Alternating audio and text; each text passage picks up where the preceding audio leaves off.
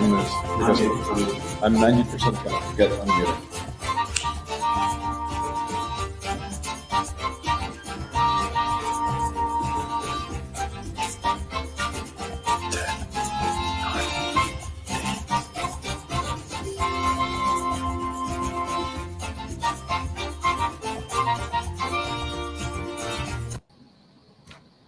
And we're live. Good morning, good afternoon, and good evening, everyone. That was very fun music, Carol. Thank you very much for that selection. It's getting me energized. We are here with a special edition of the Industry 4.0 Club on LinkedIn Live. All week, we're going to be teaming up with IIoT-World to bring you news and perspectives from Hannover Messe. And thank you for taking time out of your busy day to join us here on LinkedIn. So I'm Grace Donovan. I am one of your co-hosts today. I'm a co-founder of the Industry 4.0 Club. And while I'm not hosting conversations, I work connecting people, processes, and machines with Andonics, which is a connected worker technology company.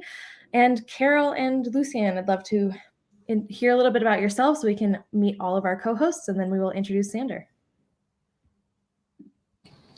Hi, thanks, Grace. Yes, I'm Carol Mitchell-Lin. I'm Industry 4.0 Club co-founder. And when I'm not busy supporting the club, I'm a content marketing specialist at Raven AI. And I'm based here in Toronto, Canada. Thank you. Thank you very much. Lucian, welcome. Thanks everybody for tuning in. I'm Lucian Fagoros. I'm the co-founder of IIoT-World and happy to be here. I'm in Hannover Messe and exciting few days here. Thank you. Coming at us live. All right. Carol and I are across the pond in the US and Canada. But today, as Lucian mentioned, Sander is joining us live from Hannover Messe. Sander has worked with Siemens for 17 years. He is the Director of Industrial Wireless Communication based in Nuremberg, Germany. Earlier in his career with Siemens, he did spend some time this side of the pond in Canada before returning to Europe. And he's currently raising the world's youngest experts in wireless communication, which really speaks to his impressive ability to break down technical know-how into layman's terms. Siemens has really been at the forefront of 5G, and we're so thrilled to have Sander with us today. If you have any questions for Sander throughout the conversation, please put them in the chat and we will pin your questions. But without further ado, Sander, welcome to the stage. Yeah, thank you for having me and plugging in me pushing 5G on Wi-Fi 6 on my daughter. Yes. Well, I figure, if a 6-year-old can kind of grasp these concepts, like you're doing something really well to communicate that. And this is still a technology that a lot of us are learning about. So that's fantastic. So to kind of start off, I know you've been really busy today kind of with Siemens, discussing 5G. But there's, we talk a lot about the speculation and the potential for 5G technology. For people like consumers, on our cell phones, it's a very nominal change from 4G to 5G. But for industrial applications, 5G was going to be very disruptive and is already, proving that. So can you tell us what will be some of the changes we can expect, and where are we today on the journey towards making like 5G a firm reality? Yeah, I think I can start with what we say all the time. So we believe it will change the way we manufacture products, maintain our factories. And there was one other thing. But it's like we believe it has the potential to change literally everything in the factory, because for the first time ever, a wireless technology like a cellular technology was developed, keeping industrial requirements in mind.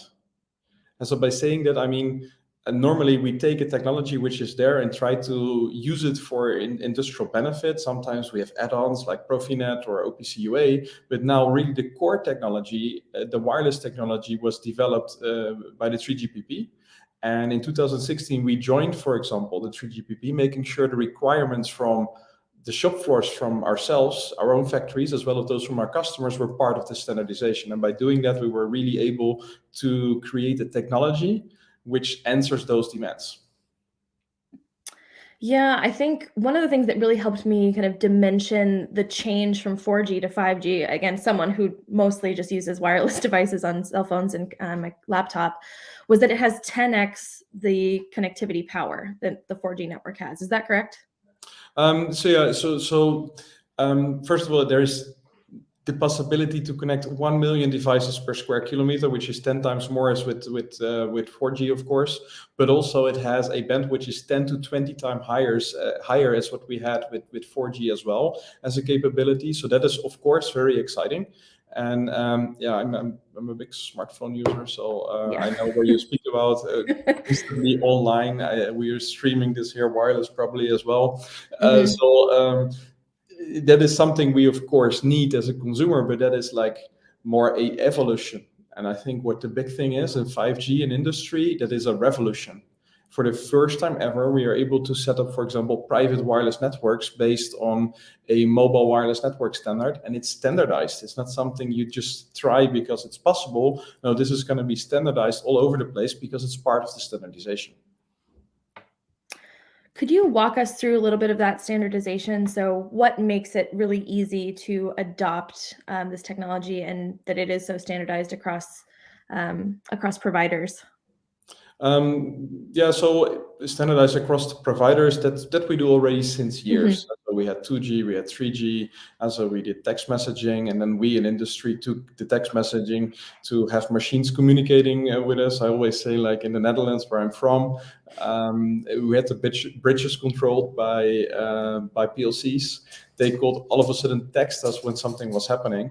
Then the bridge waiter could go over and maintain it himself. I put on his wooden shoes, jumped on the bike, drove over. And then with 3G, he didn't even have to leave because he could remote control those PLCs. And with 4G, we had live video. That's all a public network. But with 5G now, having standardized private networks, it's possible to really set up a private network with an own 5G core, a central unit, a distributed unit, and a radio unit. And if you're here in Hanover, you can see them hanging on the ceiling. And if you can't find them yourself, just come over, find me, and then we'll look for them together. And with those, you have a private network which you can do whatever you want with. So you're not depending on someone else. So you have the control over the network as an end user. And this is what is now standardized. So also end devices are available to connect to private networks. They're becoming more and more available. So we have 2 in our portfolio, 2 routers, the Siemens MUM 856-1 and an MUM 853-1.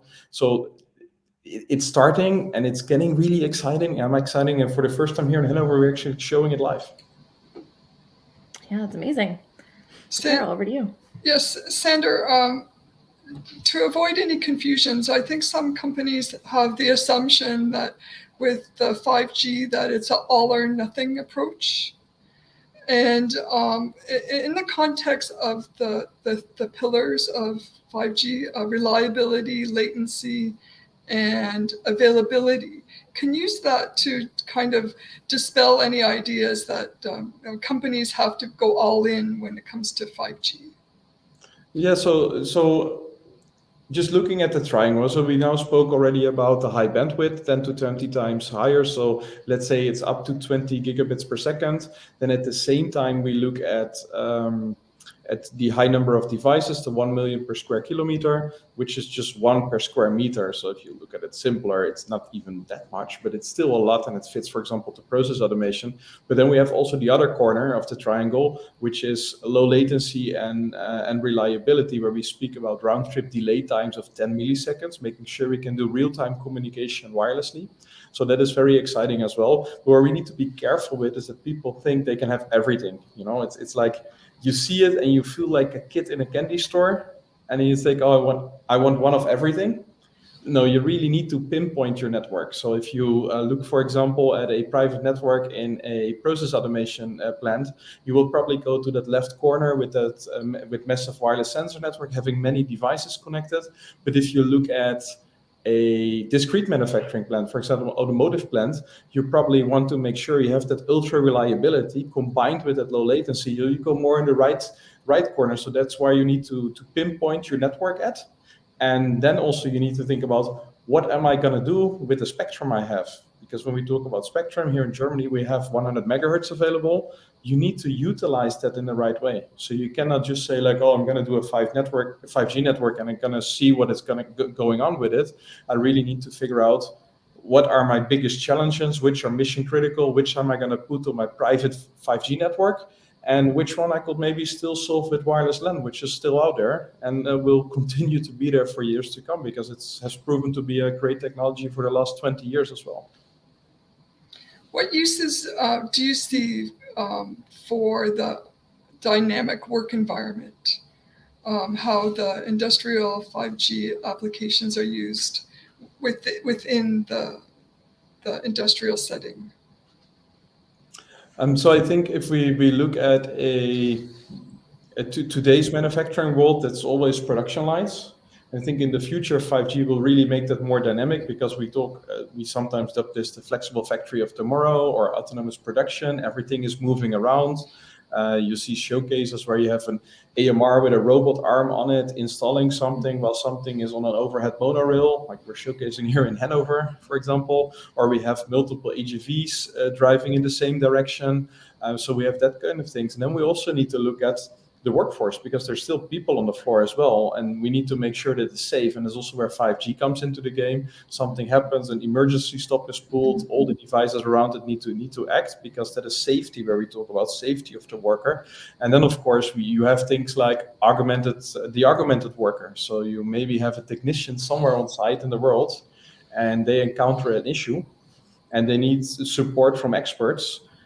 And in the past, you grab the phone, 1G. You help me, I've got this challenge. If you had reception at all. With 2G, you might have sent a text message. With 3G, so we get the whole story again, but I think you get the picture. And nowadays, maybe you can just take a tablet, point it with the camera on the dashboard where you have it, and then maybe the super expert inside the headquarters says like, hey, I'll draw something on your screen, you need to flip this switch. And they know exactly what needs to happen. And this is also where we see 5G really changing the way we maintain factories. Yeah, I think, does this also imply, I think, moving robots out of cages, because they are going to have that, response time necessary to protect that user safety and that worker safety, and seeing like a much more collaborative factory? Definitely, you already see that today with autonomous machines, AMRs, autonomous mobile robots. You already see them like outside in between the people today, but they have lots of intelligence still on board. So where 5G could maybe play a role in a distant future, so we're talking now 3 to 5 years out there when release 16, 17, maybe even 18 is releasing, we could maybe take some of that intelligence outside of the AMR, put it in a central controller, and then have one central controller manage more robots at the same time, also making cobots possible. So cobot is a cooperating robot, for example, because you have that one central controller controlling everything at the same time. It's really interesting, I think, and there's so much variability too in folks' like adoption paths towards 5G. I only recently saw my first like cobot working on the floor. It was very, very exciting, but they were still very much within a cage. So I think, there is a lot of variety of what's out there today. And so that's really interesting. And kind of speaking of that variety and kind of where different companies find themselves on the adoption path to like 5G, how is Siemens helping industrial customers adopt 5G technology? So I wish I could walk to the booth right now, but I know we're tied up a little bit away because of the noise. But so what are we actually doing? So we are currently developing, besides our user end devices, which are already out there on the market, we are currently developing our own private 5G infrastructure. And by our own, I mean the one we're going to bring to the customers. So we are an OT supplier stepping into the 5G world, creating an infrastructure. We have our own core, we have our own radio access network, and we are bringing that to customers somewhere in 2023. But we're doing something more as well, because we believe that there is we know there is companies now testing and playing, I call it playing all the time, with 5G. They have like this small test applications which are near to production but not really into production, or it's redundant to a working wireless LAN system or another system. But what we have done is making sure not only large corporations have this possibility. Together with the Deutsche Messe here in Hannover, we have equipped Whole 9 with a prototype of our currently under development product, which is actually working here even between the trade shows. We keep it here, and then in between trade shows, customers all size could reach out to the Deutsche Messe, or if they need contact, they can contact me and I can relay that information to set up their application here in Hall 9, which is when it's empty, 24,000 square meters in size. I don't have the number in feet, but someone can do the math, I guess. And there but it's big enough to drive a car. So we were testing the network while setting up. We were actually driving our car in the hall because we were tired of walking around. And this is where we invite customers to come in. So you don't have to invest in a 5G early on, but you can test your solution today already without having to make that big investment. And you just come here and test with 5G for a week or so. Sounds great. Mike is asking, is it cost effective for small manufacturers to set up their own private 5G network? So I think that kind of really ties in well with the ability that they have now to test it if they happen to be located nearby. Yeah, or the application is small, you can put it in a suitcase. There you go. No, but that's an excellent question, actually, Mike. I think currently where we are at, I think having a small manufacturer setting up a private 5G network just for testing purposes, I think you need to go with one of the test beds and implement your own application. I think that's currently the way to go. I think within a couple of years, 5G will be a bit more price efficient, to name it that way. And for us, it's really the goal to put this in the hands of everyone. There is a reason why in Germany we actually spent the effort on getting private spectrum for everyone and making it very I would say almost cheap, because in Germany, if you own a plant from about 150,000 square meters, and sorry, I don't do the math in feet, but it's large. That's a decent sized small medium enterprise company. They can rent spectrum from the government for just about 5,500 euros. That per year? 10 years. Okay. 10 years. Wow. Okay. If I may interject, thanks for the comment on democratization of the industrial 5G. One of the comments you also made downstairs was you making it easy for anybody in a shop floor to install. Can you comment on it, how you're doing that?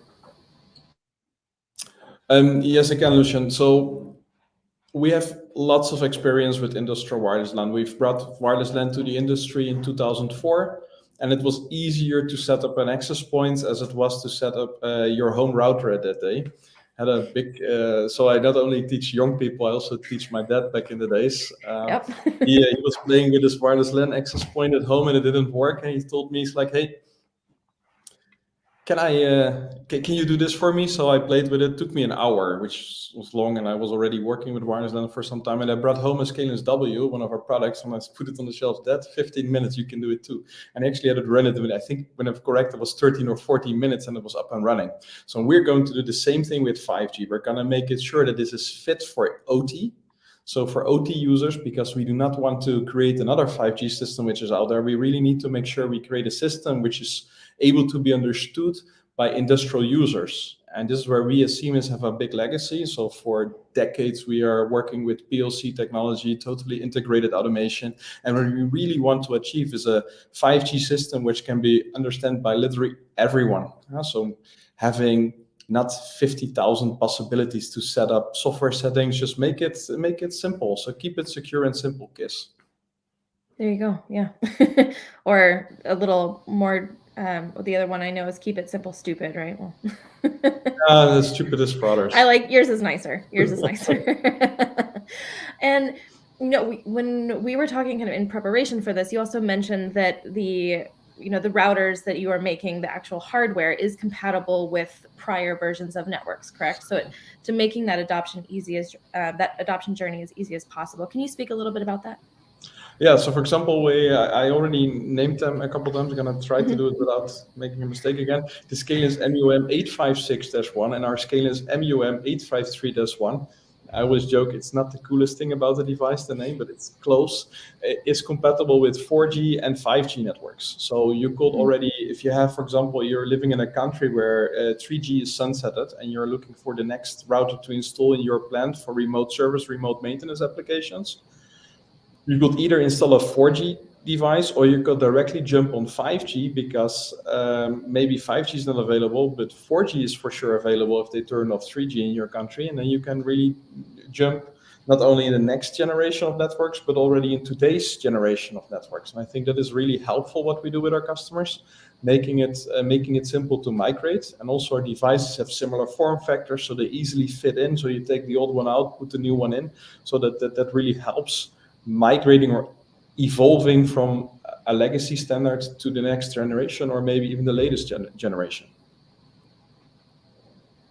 Sandra, you already mentioned a little bit about the private network and the 4G, 5G, and Lucien also mentioned that democratization. But I'd like you to talk a little bit more about what the role of the government plays in the ability to set up the private networks, and maybe if there are any disadvantages to it as well. So the government is definitely playing a big role. So if we look at Germany, and we look now back in 2018 when we had the discussions going on. In 2018, there were discussions going on how to divide the new C-band spectrum. That is 3.4 to 3.8 gigahertz in Germany. We had at that time 3 providers. There was 400 megahertz available. There was then a 4th provider as well, so it would have been easy to just cut slices from 100 megahertz. But no, Germany actually understands, the German government understood that having a spectrum available for innovative wireless networks boost efficiency in industry, gives Germany an advantage based on where do I want to build my next big plant.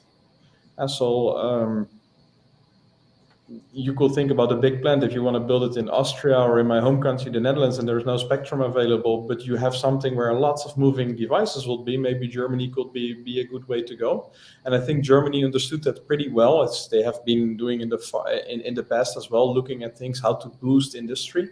So we have allocated spectrum. It's now copied by Brazil, for example, and we now have up to 15 countries in the world already having private spectrum in some sort of way available. And this is growing. So this is really, really important, and we should stop thinking about the short deals. You know, if you want to sell your spectrum, your auction off your spectrum, you could get a lot of money as a government. But I think we are now in here for the long game, and there is, first of all, this 5,500 euros for 150,000 square meters per 10 years, but there is more as just one plant, so you have this multiple times.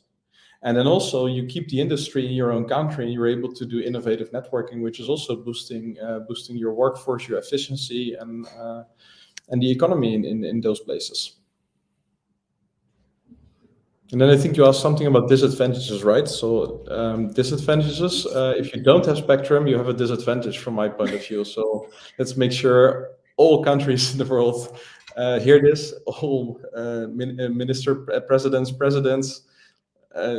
private spectrum is the way to go. All right.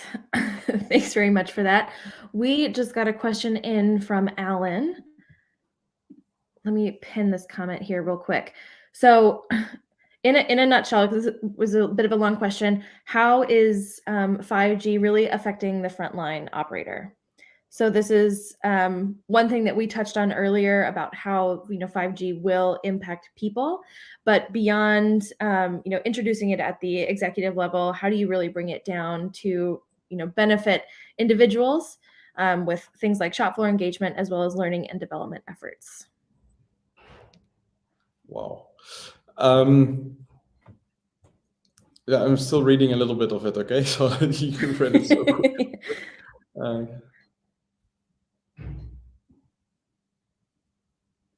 Yeah, so I think in general, having that own private 5G network will, there is numerous ways how you could do this. So the operator itself probably doesn't really need to interact with 5G because they're already used to just working with an application with wireless LAN today, and they don't interact with it at all. So I think there is not much change. I think it's definitely the people who maintain the factories, so who actually are responsible for the IT in the factory IT solutions, for example, they definitely need to get some more education. and this should be tailor-made as well. But I think it's possible because I think we, as we said, KISS, keep it secure and simple. This is one of the ways we need to go about it. We need to make sure it's understandable to everyone, so everyone understands what 5G is, and not just a logo on your cell phone, but what it does, how it interacts, and how it works together. So there is different elements, the core, the CU, the DU, the RU. People need to understand their roles. And then also they need to see what the possibilities are. And they are tremendous. If you look into the future, we talk about slicing. So you could have a slice for mission critical applications. You could have a slice for the connected worker and all those kind of things. And I think there's definitely education necessary. But I think it's our goal as a supplier to make it so simple that it's possible to have that done by an OT operator. Yeah, and I think, as especially as operations become increasingly globalized, and we have, maybe a plant in Canada as well as a plant in Germany, to being able to connect workers to each other using 5G technology, and that connectivity can really ensure that people are connected, and you can learn in real time together, adjusting for the time difference. So there's a lot of possibilities there that I see as well. I spend a lot of time in the connected worker space, so oh yeah, so it's exciting. Yeah, great fit for you. Yeah. Well, I think that is about wrapping it up for us. We had these questions in the chat. We had the 5 questions about 5G, so I'll pass it over to Carol. Yes, as we close, Sander, I'd like to thank you for taking time to join us today, as well as Lucien from IIoT-World. For anyone who's attending Hannover Messe, where can they find you for the rest of the day today and over the next few days? So today at 6 o'clock, I think the show is closing, which is about in 4 minutes. But tomorrow I'm early. I'm definitely early at the booth again, all 9, D49. It's you cannot miss it. We have the most beautiful backlit LED screen on the backdrop. We have a 5G video wall where I'm probably mostly at with some of my fellow experts, where you can actually get an answer on the question what kind of 5G type you are, a public or a private one, and where you focus on. So just come by the booth, ask for Sander or for one of our other 5G experts, and we're happy to help you. And Gracie might add something to that. And Carol, thanks for facilitating, also Sander for being here. My one question is, as we're pushing this video out to the whole community, 284,000 people around the globe, there's 16 countries that have the spectrum, the rest of them, they're not. Where do they get more education so they can press? If they are in the audience, they want to go to their own politicians. Where's the one place you would send them to? I think a good place to look at is 5G ASEA, where we work together with many industry providers. We are one of the founding members. This was founded on the beliefs that we can, as a joint group of industry players, jointly influence the 3GPP easier. So, and we also worked on making 5G more understandable in OT. So that's a good start. And otherwise, reach out to your local Siemens guys, and we will help you and hook you up and support you with getting support for a spectrum lobby in your country, which we are already doing, by the way. So it's not new. Thank you for that. Thank you, Lucien, for that. And this week, this is a reminder that we're hosting rooms together with IIoT-World to bring you coverage from Hannover Messe. Tomorrow, tune in for our conversation on additive manufacturing, same time, 11:30 Eastern, with Ira Sharp and Yen Pingle, who will be speaking with Kirsten Heuser, also from Siemens. And thank you everyone in the audience today. And if you like conversations like this, connect with us on LinkedIn for updates and notifications. And we wish you a great rest of the day. Thank you. Thanks everyone for joining. Thank you.